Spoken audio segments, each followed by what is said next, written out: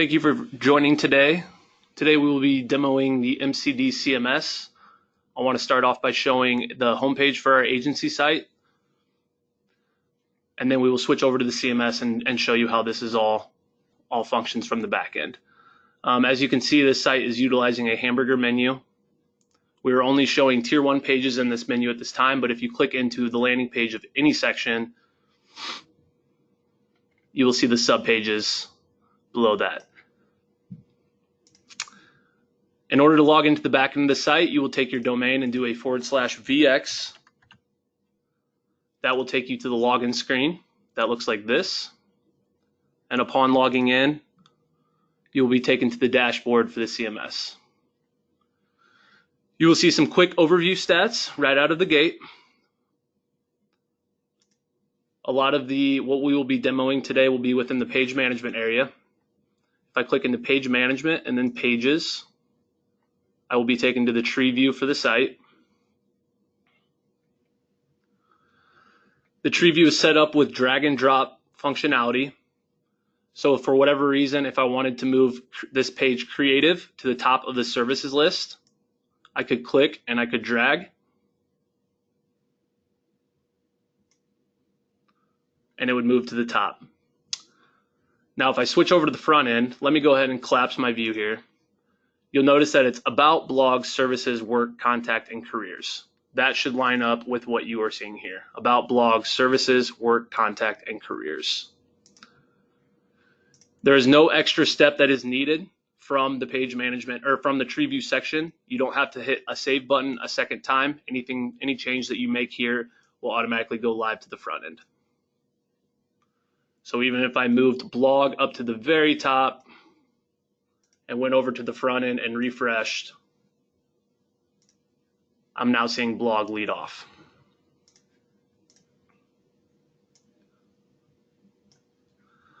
Next, I will go over how to add a new page.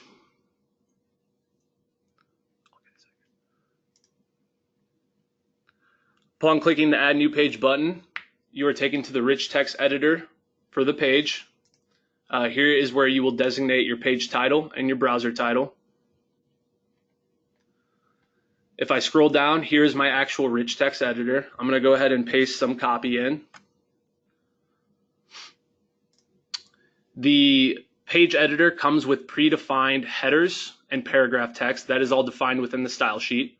So no extra formatting is needed. There's no reason to add new fonts or anything like that. Everything will be pulled directly from the style sheet.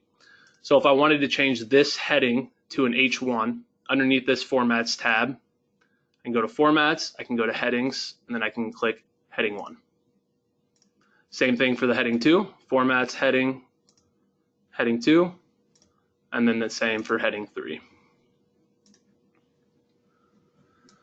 This is your paragraph font. This is what will show upon pasting any text into the page. If for whatever reason you needed to get back to the paragraph font, I can go to Formats, I can go to Block, and then select Paragraph.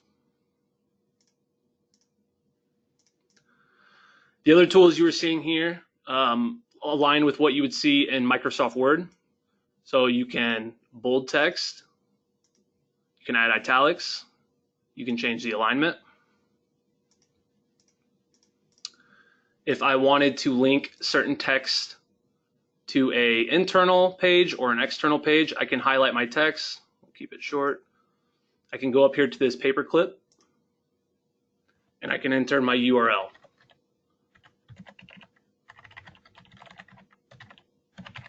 If I want that link to open into a new window, I can select from the target dropdown, New Window, and hit OK. And my link will automatically be embedded.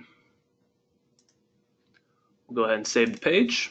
Oh, I forgot to add a title, so I'll throw that in now. Test page for my browser as well, and now we can save. So that is just, the first save is to just publish it. Let's say you want to add an image next. What I recommend from here is entering down, going to this Insert/Edit Image option. If I click that, that'll bring up a modal window.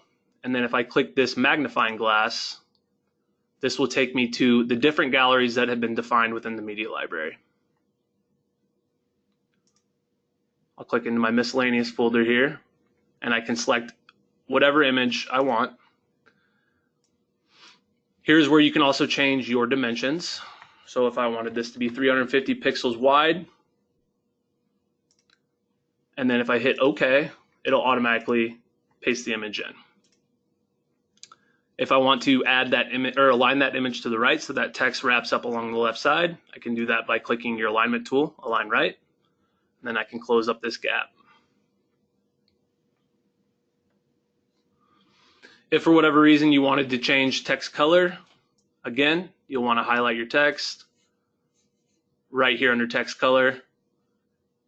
You can pick from any of the predefined colors, or you can go into your custom view and enter a hex code right here. Our editor also comes with the ability to look at the source code. If you are familiar with HTML, you can go into this view and add whichever HTML to style your page exactly how you wanted.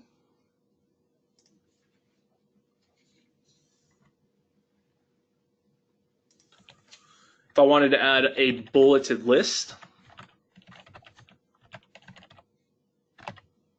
I can type out my copy, I can highlight it, and then I can go up here to my bullet list tool and click enter.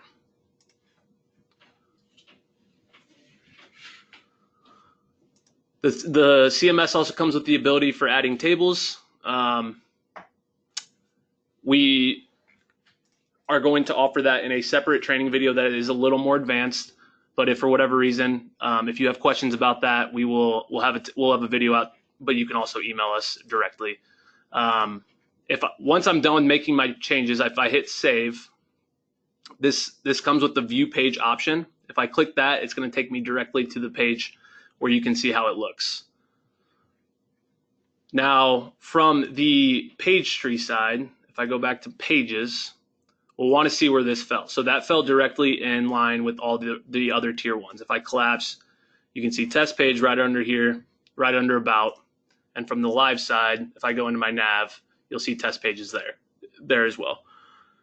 If I want to house this page under about, like I said earlier, it's drag and drop functionality. So I can click, I can drag straight into about. And also, as mentioned earlier, there's no save option. So as you can see, it's taken out of my menu. If I click into about, I should now see it as a subpage.